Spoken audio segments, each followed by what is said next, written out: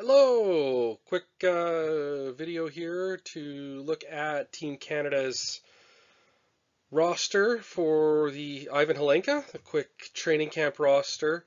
I'm not going to go through every player, just wanted to talk quickly about who they're bringing to camp, who they're not bringing to camp, and who I'm looking forward to watching potentially at the Ivan Hlinka. So they got 27 guys coming into camp. I'm sure everybody's already taken a peek here. If you haven't, just head over to the Hockey Canada website. I'm just going to go over, I wanted to make this one quick and easy for you guys to watch. So, without further ado, here are the Canada players in my top 32. We got number 1, Landon Dupont. Number 2, Alexi Joseph. I have at number 4, Brock England. Number 7, I've got Brock Cripps. Number 12, Boston Tate. Number 15, Ben Harvey. Number 25, Matthew Henderson. Number 27, Caden O'Coin. Number 28, I got Jacko Wysick. And then number 31, Ryerson Edgar. So these are just a quick idea of where I have some of the Canadian players ranked in the draft in the preseason. A lot of this will change pretty drastically over the year. For me, this is like who I've liked so far in their 16-year-old year. What I've seen so far, that tells me that they could potentially be a first-round player coming into the 2027 draft. Obviously, we've known a lot about Dupont and Joseph over the past 2-3 years. Both these guys have done really, really well. I am high on Brock England. I know some people might not be, but I see a lot of things there that could tell me he'll be a top 5, top 10 player in this draft. Just when you look at his speed and skill and what he brings to the game. Brock Cripps, I mean, a kid I've really liked for a long time.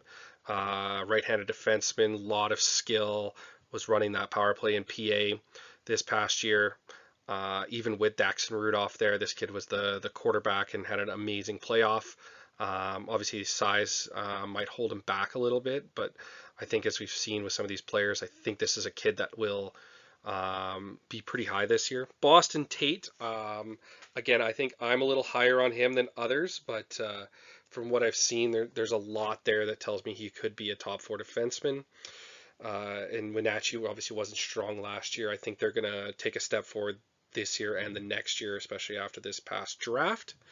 Ben Harvey, another guy I'm a lot higher on than I think some people are, but I just see an all-around forward in this kid with a lot of skill.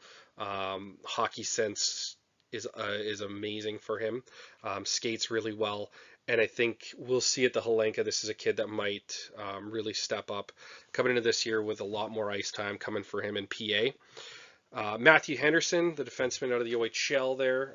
I really like him as well. Good skater, has a bit of a mean streak in him.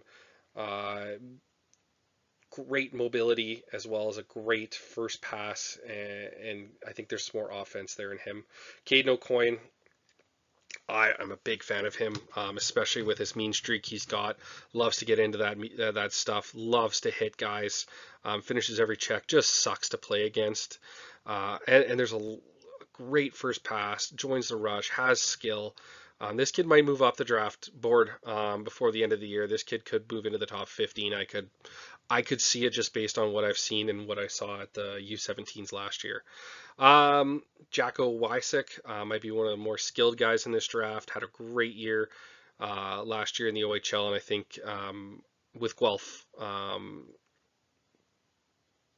grabbing a lot more players for the host of the Mem Cup, I think we're going to see a lot more numbers out of him when he's playing with some high-end guys. Ryerson Edgar out of Niagara, another skilled guy that had a really good first year in the OHL. Again, this is a guy that will put up a lot of numbers, I think, this year in the O, and he'll be a lot of fun to watch with the Ice Dogs.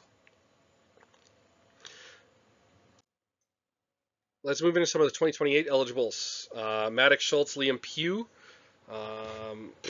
Schultz, a lot of fun to watch.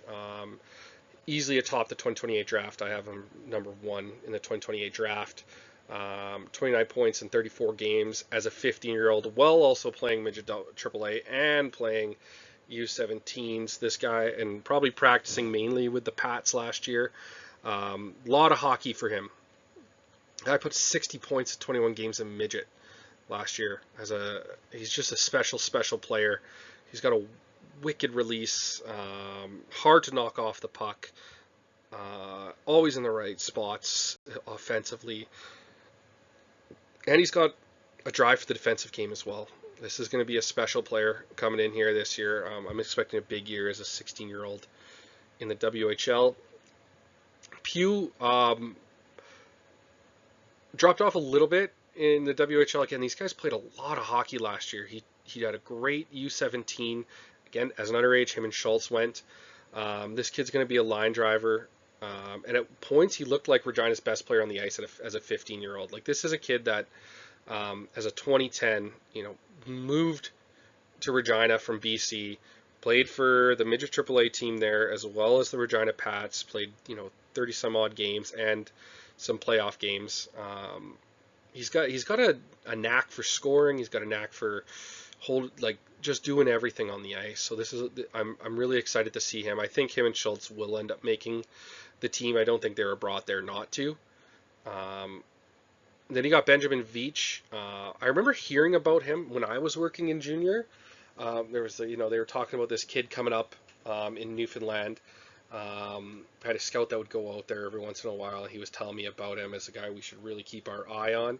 Obviously, we're not there anymore, but obviously he was right too. This kid was something special. Had a good first year in the Q, Newfoundland, and his Grays gets to play close to home in Newfoundland there. He was a high pick. This is a kid I'm excited to see in camp, see if he makes the team. Quinn Norman, haven't watched a ton of him or Veach not a lot of it. But from what I've seen, high-end mobile defenseman. I need to dig into him a little bit more. Should have a good camp. These players like that always tend to do really well in these camps when they, get puck touches and everything like that. Leaf Odom, not a really big goalie guy. He had good numbers as a 16-year-old. He's got a good build. Lethbridge, obviously, is building something pretty good there with him. LaFournier's, Dane Bucher, they should be good. And Odin obviously has really good size and looks like he's got some good mobility too there in the net. Now let's look at players I need to watch closer. Malik L'Italien out of Halifax, defenseman. Good numbers right there, 24 points, 64 games. Really mobile, has the ability to do a lot with the puck. Good size, I think it's 6'3". He was obviously the third overall Q selection. And I like his hands. I like his skating. He's got good mobility for his size. And I think he's a kid that's going to soar up my board as well. A few of these people I have that I need to watch more before I, adjust my list. Cooper McCasland only played I think it was 4 games for the Knights last year. They do tend to keep some of their picks right in that London Nationals and the GO. But as a defenseman, he definitely put up some numbers in the GO as a 16-year-old, which is not easy. That league is really good. So he's probably practicing quite a bit with the Knights. I don't know exactly how that works for them, but kid, I'm definitely going to keep my eye on. If Hockey Canada is bringing him over, especially out of the GO, then there's something good about him. Alex Kuleman, I saw his name pop up when he was drafted to the O. I've only seen a handful of videos of him, nothing too crazy. I know he was 9th overall. Based on what I've seen, just, clips, couple shifts here and there, he's got a high hockey sense. Obviously comes from an NHL bloodline, so he's got a bit of that in him.